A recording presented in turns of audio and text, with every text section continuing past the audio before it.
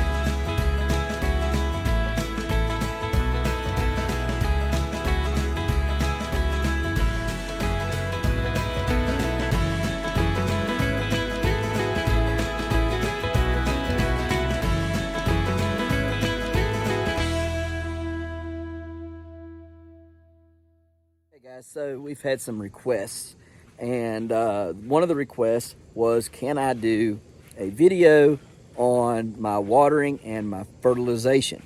And yes, I can. And so this video is going to be more about watering, fertilizing, mainly giant pumpkins. I probably will caveat a little bit over to, the tomatoes and peppers, whatever, right? And just kind of hit on some of the other things that we grow, both giant and normal regular garden stuff, just so everybody can have one video of how and what I do and how I do it and all that stuff. And so what you want to remember when you're fertilizing is not everybody has the same soil. Some people have sandy soil that leaches out quicker, so they have to maybe have a stronger dose of fertilizer, or maybe they have to fertilize more often, or the same with watering. Maybe they water a little longer or water more often. Okay, and so you got to keep in mind that everybody's soil is different.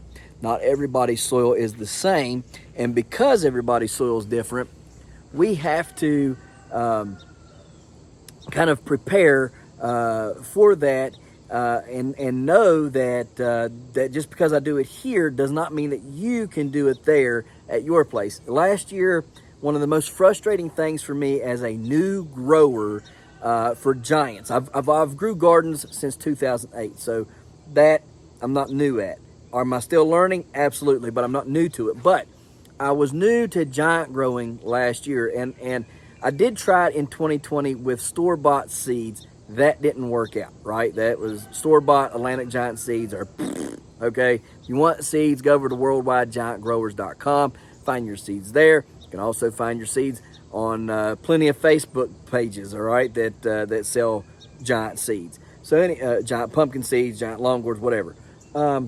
Anyhow, one of the things that were most frustrating to me was the fact that I would ask somebody, how much can I fertilize? How much can I give?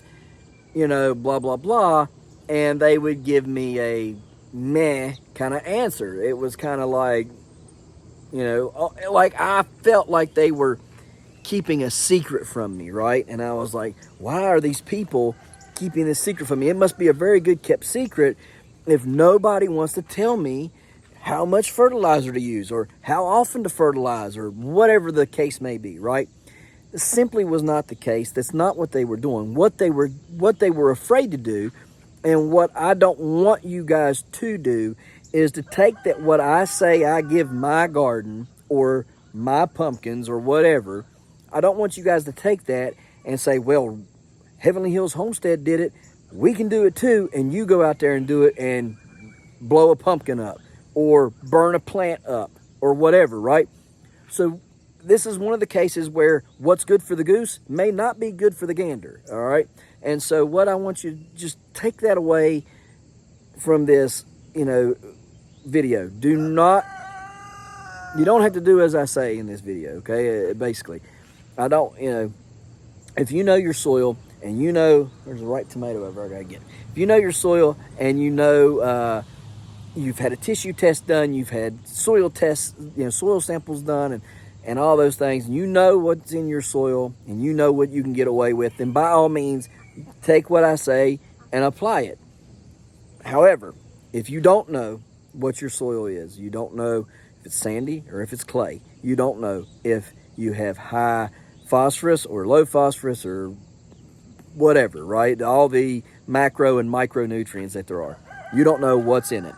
If you've not did a test to figure it out, or you have not done a tissue test to see what is in the plant. Say you did a soil test, you amended to the soil test, but you have not done a tissue test to see what is inside the plant, then I would suggest maybe, just maybe, not taking everything that I say to heart.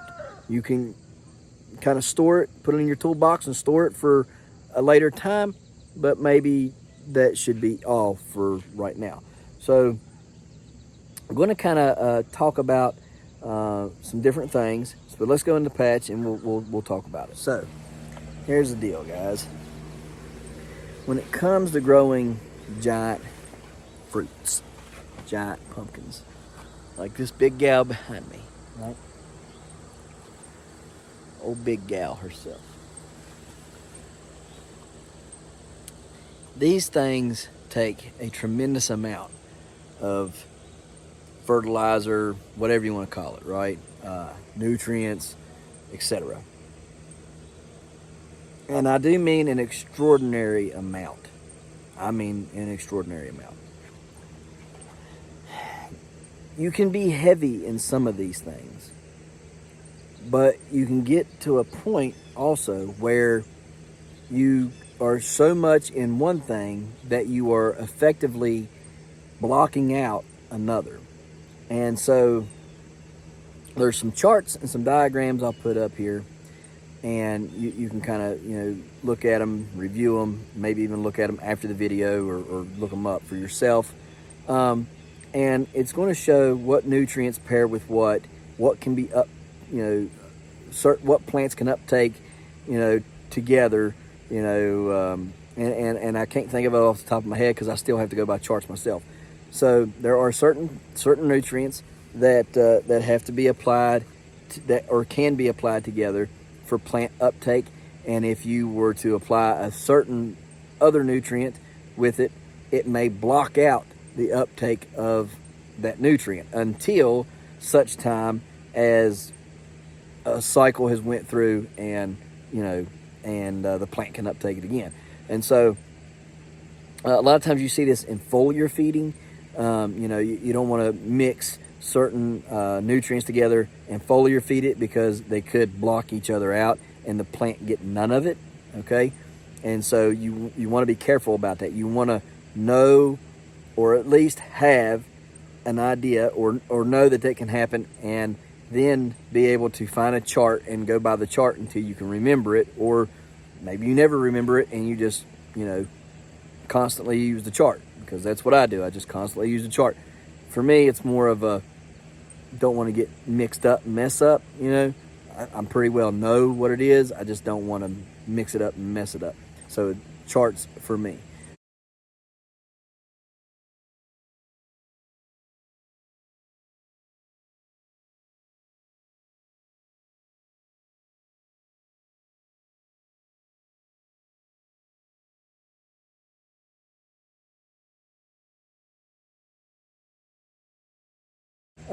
But you can use those charts and you can figure out, what is the best option for this particular, foliar feeding or fertilization, right?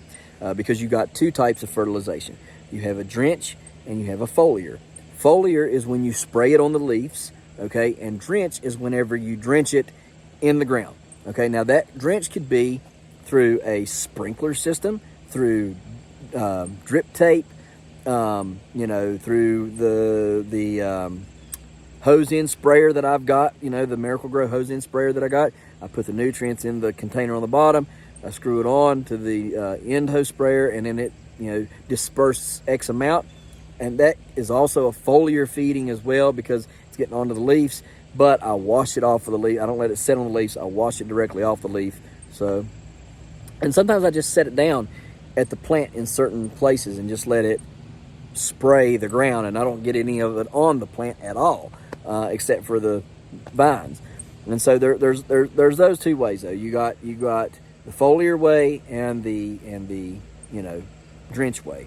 Now, with that being said, there's different ways to apply both. I have a 275 gallon IBC tote up there that I use. Let me see here if I can get it pointed out right there. See it right there? Okay. I use that.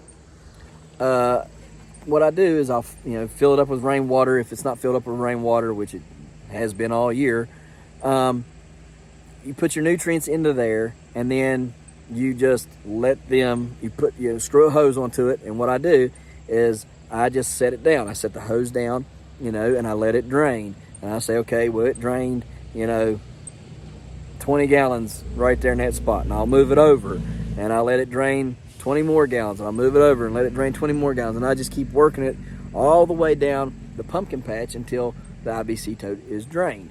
But I do put enough fertilizer in there that it is to the ratio of 275 gallons. Okay, you want to make sure you do that. Now, if you're foliar feeding, and this, everything's going to go back to soil, how much you have, how much you don't have, and break down from there. Foliar feedings, like right now, you can see this plant, its leaves are a little bit light colored, right? You can tell they're a little light, okay? We've been getting a lot of rain this week, you know, on and off, and so it could be flushing a lot of nitrogen out of the ground. Nitrogen's huge, and it leaches really quick. So I'm going to come in here. I want to darken these leaves up some. So what am I going to do? I'm going to foliar feed some cow mag, calcium they need, but the magnesium they need to darken the leaves up. Magnesium will darken your leaves up really well. But I'm also going to drench some nitrogen, because nitrogen is what they need. Okay, and let me see. You can see some nitrogen burn on some of these leaves, just a little bit on the outside edges. It's not bad. I am high in nitrogen. According to my tissue test, I was sitting at 24,000 parts per million. So I was pretty, almost 25,000. I didn't get no bees or anything. Sorry. Anyways, so you got to know those types of things. You know where you're at. You know, if I didn't know that I was sitting at really high, and I came out here and slammed it, you know, it's green, but I want to darken it up, and I slam it really hard with a bunch of nitrogen, well, I'm not going to do myself any good. I'm not going to do myself any favors. But if I come out here and I say, okay, I know I'm high, so I don't need to apply too much. I'll apply enough to get it over that hump, but what else can I do? And I say, let me think about this. Oh yeah, magnesium will help me darken those leaves up. Magnesium and manganese both help with the chlorophyll.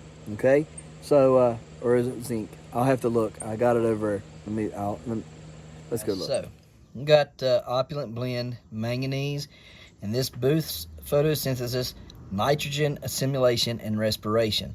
Plants breathe, so this helps them breathe. We have boron, which boosts plants' reproductive growth. I'll use a lot of that. Magnesium, that boosts chlorophyll, so we like that, we need that. We have zinc, that was the other one. It boosts carbohydrate and chlorophyll formation. So with the leaves looking a little bit like that, probably need a little zinc and probably need a little bit of magnesium. And we have our calcium, which boosts plant cell wall support. That's just a basic fertilizer. We have copper, which boosts plant defense. We have amino acids, which help a lot of things, and I've noticed a lot of root growth because of this stuff. And we have a zinc boron, and I think that's it for now. So anyways, that's all the things we got. So we need zinc and magnesium to help our plant get a little darker. And then what I'll do is I'll give a urea, which is a 4600, or maybe some other form of nitrogen that is going to be like a 3300 or something to that effect. I'll give that to the plant, and through plant uptake, it will darken those leaves up and make it a little bit better. But you definitely going to want to give something when the leaves are a little light green. You want to give some magnesium, you want to give some zinc, and you want to give some nitrogen to get that green going on again. Now, there is such a thing as chlorosis and stuff like that. We'll talk about that here in just a second. There are diseases, or issues rather, like chlorosis, where the leaves will be yellowing, and it's due to a low iron. I do have some iron in there as well. I forgot to show you that. Iron, while it can be low, is not generally something that ends up getting low.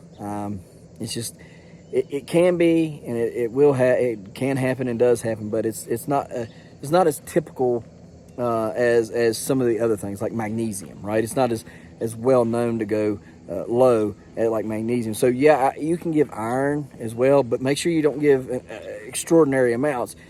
Trace feedings. I have some other stuff in there. I should have showed you while I had you there. I got two different kinds of nutrients that I feed, as far as the micronutrients are. And so I have one that is called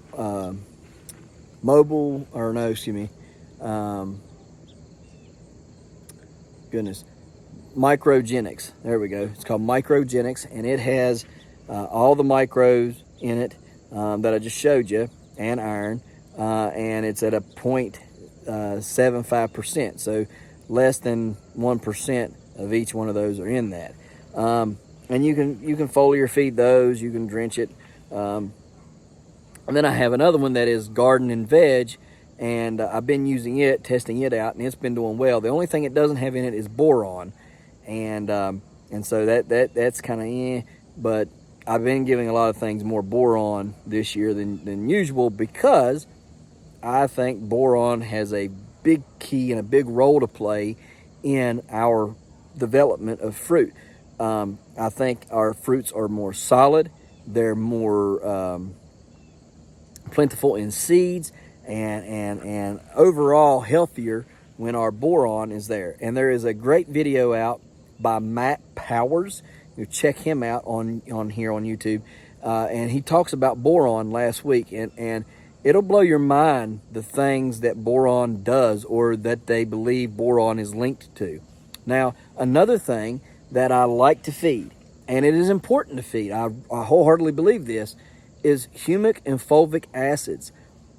I played with them last year some, and I liked what I seen, and Prevogenics ended up coming up with a humic and a fulvic. I've been using it all summer, and guys, you can tell a big difference on plants that I use humic and fulvic on and plants that I do not use humic and fulvic on. Humic and fulvic acid go in there, and I've got a video up on this that I did earlier in the year, back in the winter time. You can go check that out. But what happens is they go in on the cell walls of a nutrient, right? Basically, the cell walls of a nutrient, and they strip that positive or that negative charge off, and they make it to where it can be uptook by the plant and have greater accessibility for uptake from the plant, if that makes sense. So basically what they're going in there doing is, say you got a positive charge and a positive charge, or a positive and negative charge, you know, and so or a positive and positive charge, and they're not wanting, or a negative and a negative charge, and they're not wanting to be uptook together, right? And so what the humic does, from my best understanding, is it comes in there, it strips away the charge of that particular nutrient, and thus allows the plant to uptake it more easily, or be more accessible to the plant. And so that is a wonderful thing to have in your toolbox, especially when you're growing giants, is to have all the nutrients that you're pumping to these plants and to the roots. You're wanting those to be uptook by your fruit. You want it to be uptook by the plant, put into the fruit. That makes a healthier plant, a healthier fruit, a bigger, heavier fruit, more dense fruit. Okay, and that's what we're looking for as giant growers. We're looking for more dense fruit, because generally speaking, we go for heavy, and that's what we're weighing. We're weighing heavy. And so you can have, I've seen pumpkins measure 700 pounds and end up weighing over 900 pounds, okay? 200 pounds heavy. I mean, that's 20-some%, right? Or over 20, it's like 25% heavy, or 26.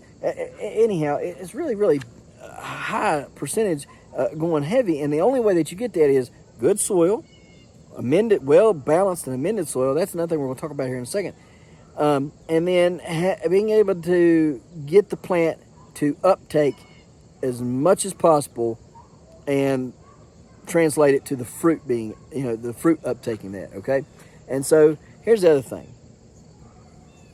People get in their minds that they can just, throw a bunch of fertilizer out, and that these plants are going to grow and do everything that you want them to do. That's simply not the truth. So first thing is soil prep. You've got to get a soil sample. You must follow that soil sample and amend your soil correctly. You want a balanced and level soil. You say, well, just a minute ago you said your nitrogen's jacked way high. That's something you can get by with. You can get by with nitrogen being jacked high as long as everything is in balance, okay? You can go up a little bit, okay? You got to have that balance first. Let's say you got a level playing field. Everything's balanced perfectly. You're not high in anything. You're not low in anything. It's balanced perfect. The plant says, I want more nitrogen. There's no more nitrogen to give. You're balanced, right? You go in there a month later and you left it balanced and you left it alone.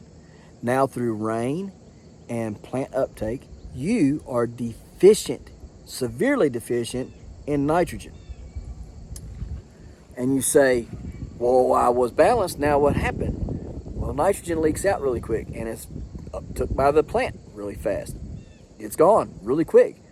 So you can jack it up, and although it's a little bit above your normal flat baseline that you're looking at, or you're looking for, and you're a little jacked on it, well, your plant is taking it up.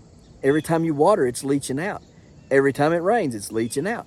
And so you can get by with some things being jacked up. Phosphorus, you cannot get by with it being jacked up. If you are high in phosphorus, the only way you're going to get rid of high phos is if you grow something that likes phosphorus, like a root crop, and pull said root crop up out of the ground and throw it away or eat it or whatever you're going to do. But do not till it back into your soil, because if you do, you're not going to get rid of the high phos. It's going to stay in your soil as long as you just keep putting it back into the soil. So the only way to get rid of high phosphorus, because it doesn't leach as good as nitrogen, you have to grow in it, and you have to grow things that love phosphorus, and then you have to extract those things out of the soil and get them away, and don't reincorporate them back into the soil. So you got to know, you got to know your soil. You have to know a decent, you don't have to be a scientist, you don't have to be a extremely knowledgeable person, but you do have to have some common knowledge of what you can and can't have in your garden in ample amounts, or in excess, or less thans, so that you can grow properly, right? Because most people don't know about phosphorus or nitrogen and why you can be high and why you can't be high, right? So you just need to do a little bit of research, do a little bit of study, and figure that out. Now, as far as feeding, what I do is I have, hang on a minute. That right there's a fine example of what I've got going on. See that? I had it full last night, and I sat it down and I let it run and spray and spray and spray, okay, and just let it drench. And I drenched liquid compost and fish emulsion. That's what all I've done. Beneficials, basically, right? So a little bit of azos, a little bit of mycos, a little bit of liquid compost, and a little bit of fish emulsion. Everything's beneficial. Now the fish emulsion has some fertilizing abilities to it, right? Because it is a 2-3-1, so it's a 2 nitrogen, a 3 phosphorus, and a 1 potassium. So there's some benefits there. But as far as the liquid compost goes, while it may have some percentages, it's very, very low, if any at all, because it's not even on the bottle. It has trace minerals, and it has a lot of beneficial bacteria and stuff. So beneficials eat what the fish emulsion has. All right, and so that's why I do that. And then azos and mycos also are beneficials, and you just incorporate those together and spray and help keep that beneficial bacteria alive and growing inside of your soil, because it's very important that we have live living soil. It's not important enough for us to just have our soil amended and balanced.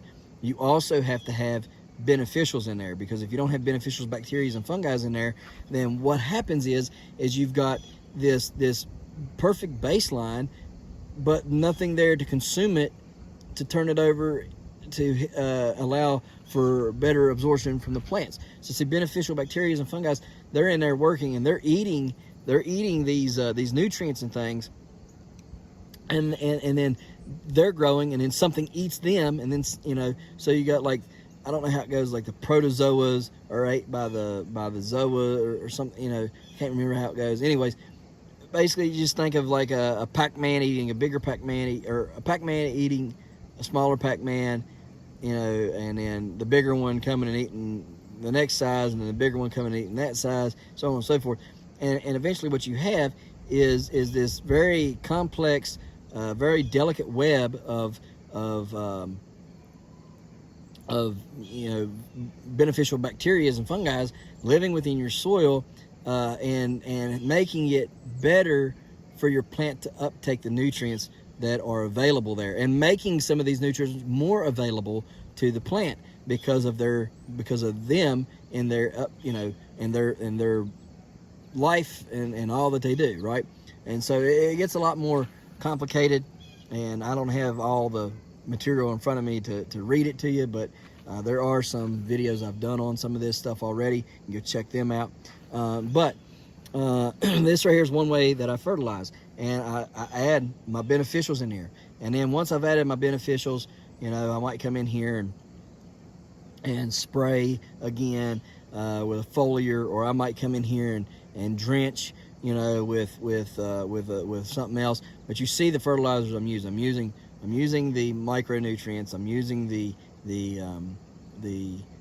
macronutrients, and look at this. Look how healthy that plant looks, right? And see this plant here, this leaf, old and crunchy, right? It's just getting wore out, right? And leaf burn on them, right?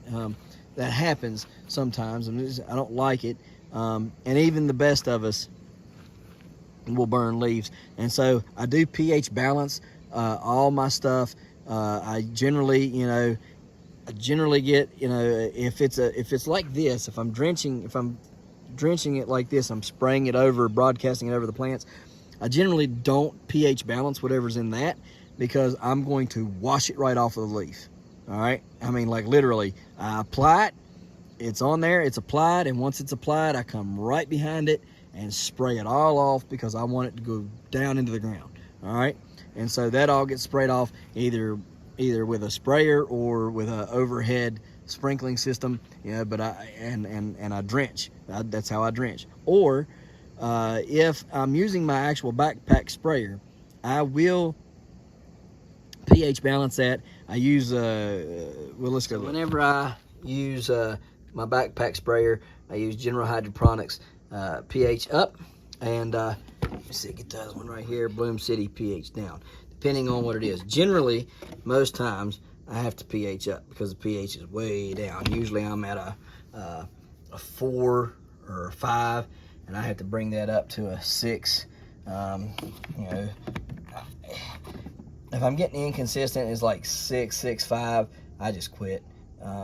You can get up there to like 6.5, 6.8, you know, if it's what you're shooting for, but generally I leave it alone at 6 to you know, 6 to 6.5.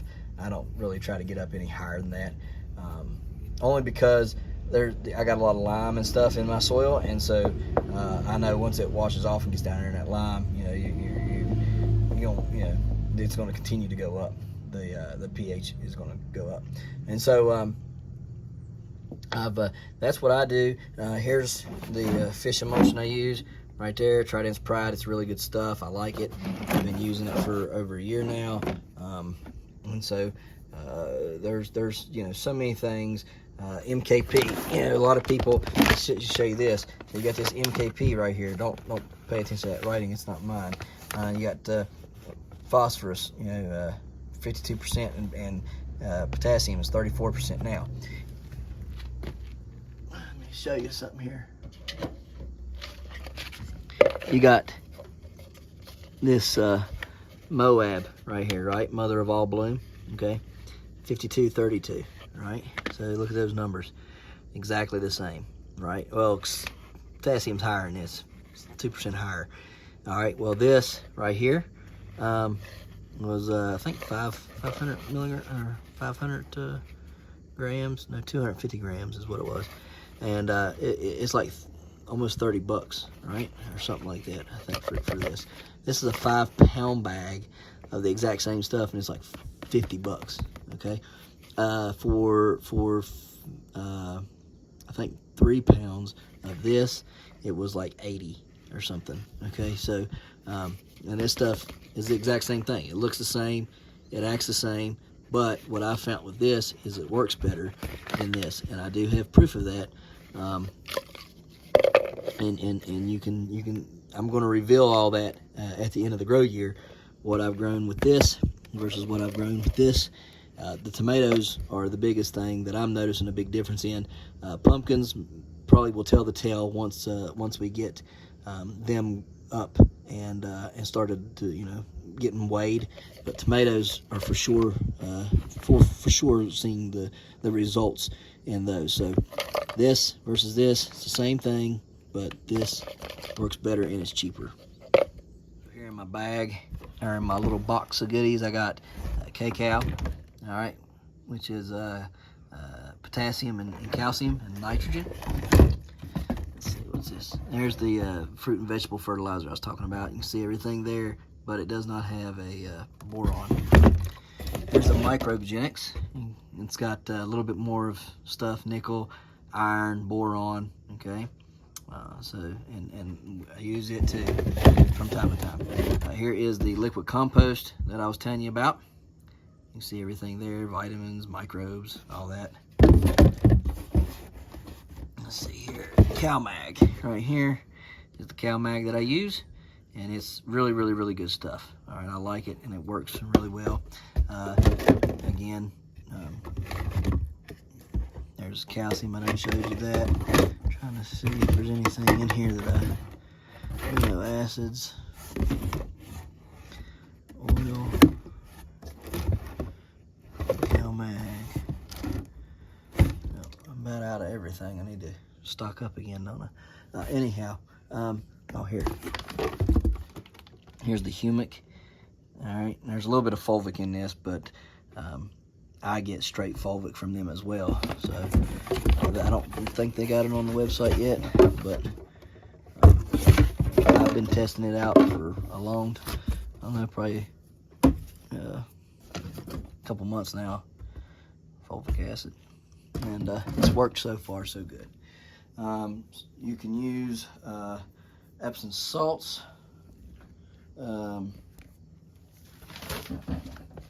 use Epsom salt to get a little bit of magnesium and sulfur. Okay, magnesium sulfate. It's Epsom salts. So I use it for the sulfur, but you can also just use this right here for your sulfur, and it'll work the same. And what I would do in this application is I would just put maybe a teaspoon of this or two in my sprayer that I just showed you out there, the one out there by the garden, and I would just put it in that and hose it in, and it's got some good things to stop as well. It controls rust, leaf spot, and powdery mildew. It controls chiggers and stuff. So I would use that for my fungicide and for my sulfur. And then we have we have this right here. This is my backpack sprayer that we use, and so there's lots of things. I do use this as a root stimulator, and I used it last year and it worked really good, and I used it this year as well. It's a 4-10-3, and I use that in conjunction with this stuff here they call alloy. All right, you cannot buy this at Previgenics unless you're a commercial grower, but they're nice enough to load me up on it. And then let's see, what else do I use? The amino acids. I use both of those products with amino acids, and so far so good on the roots. I have used just amino acids on some certain plants, and my roots are really big on those plants as well. And so I've just noticed that when you use all three in conjunction, they get even bigger. Like, I mean, super big. So anyways, multiple ways to do it. Let me go out here and we'll talk about watering. So I kind of hit on the watering a little earlier, or I think maybe even yesterday's video I hit a little on it. And so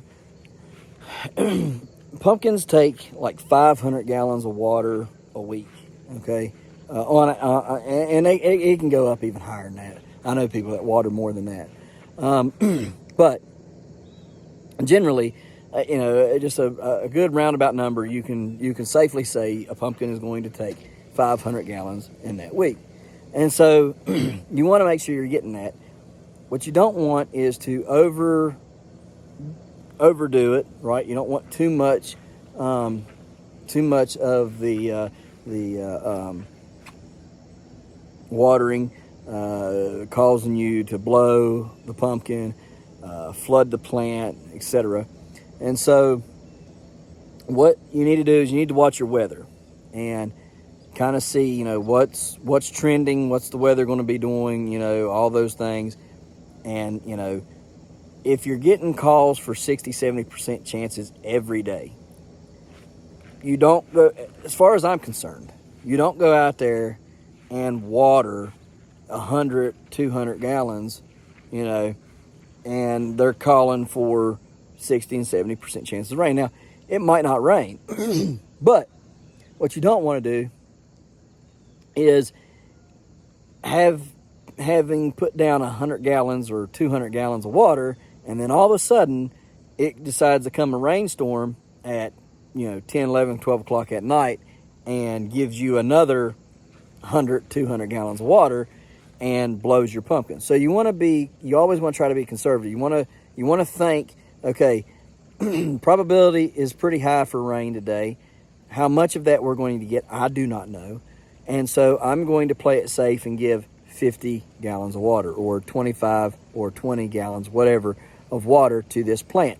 It's giving it something. You know that it's not bone dry because you can look, which you should have some soil meters. I don't know if you've seen mine in there in that box I was just showing you, but with the box with all those Previgenics fertilizers in it, has a soil moisture meter in there. You just get it, you stick the little metal prong down in the dirt, and that gauges how much moisture is in your soil. It tells you good or bad, or whatever, or super wet or moist or dry.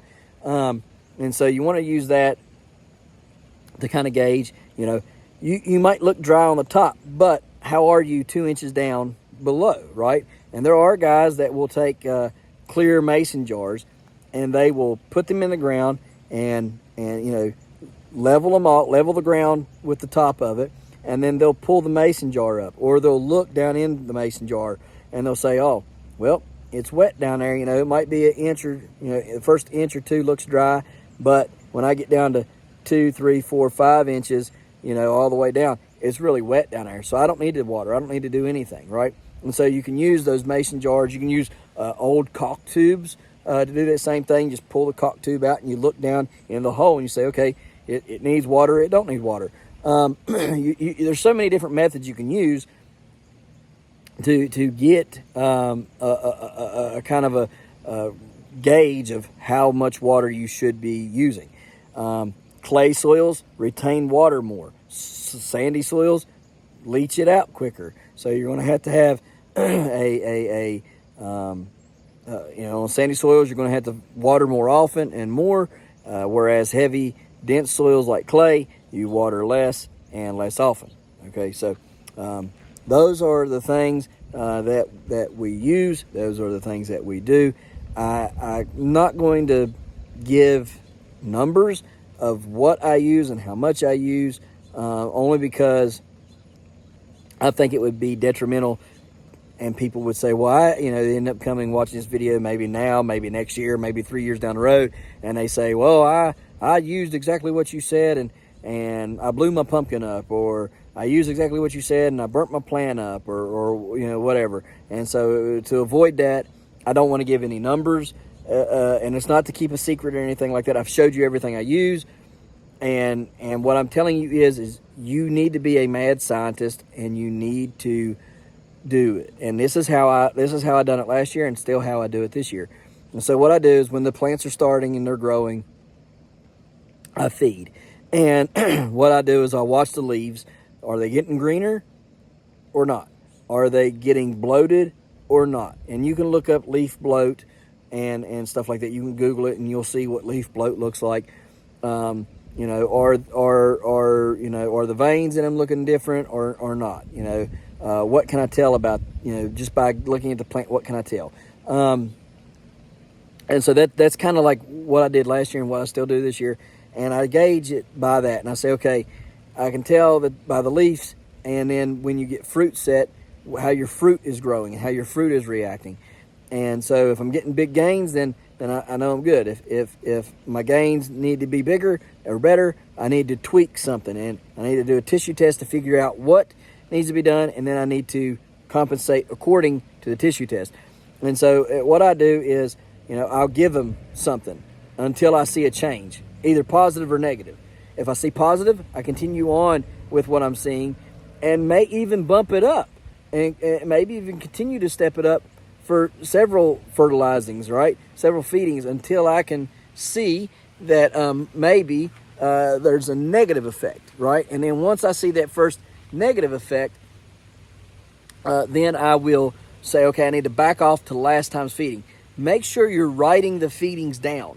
Write it down. I gave, a quarter teaspoon of zinc, or, I gave a full teaspoon of magnesium, whatever it is per gallon or per ratio, right? If you have a big sprayer, like this one right here that I showed you in the yard, right there, okay?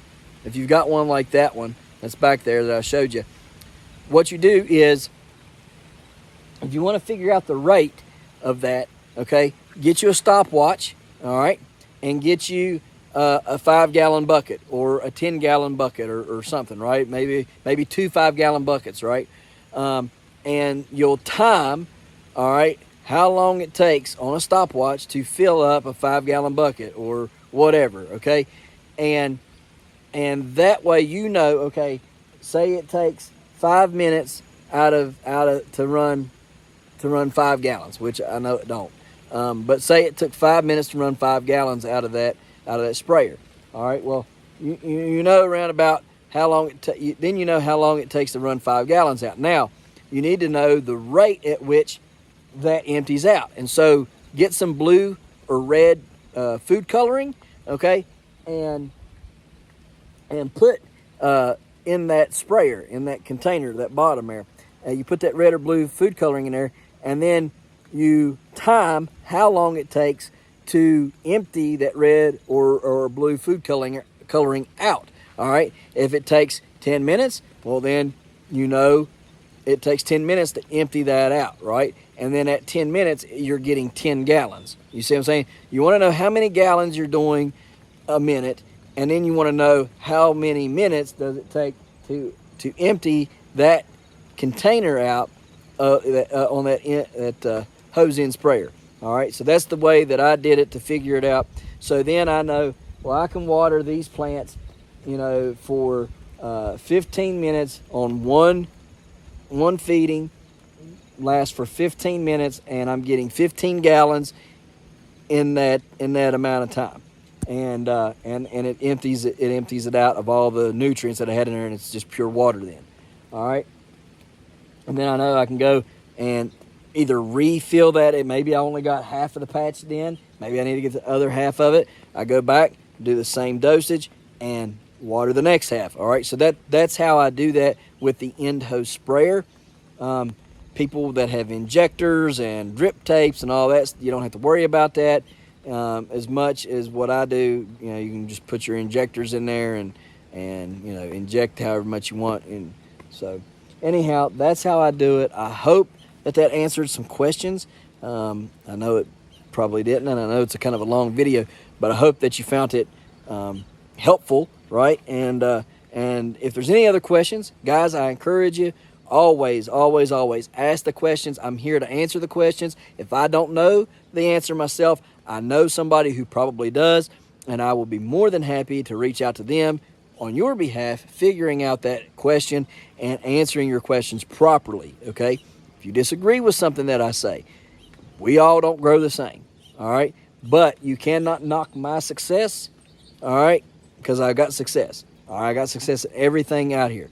So just because I do it differently does not mean it's not the right way, okay? And just because you do it differently don't mean it's the wrong way, all right? It just means we have different ways of doing it. So ask the questions, and I'll be more than happy to answer them.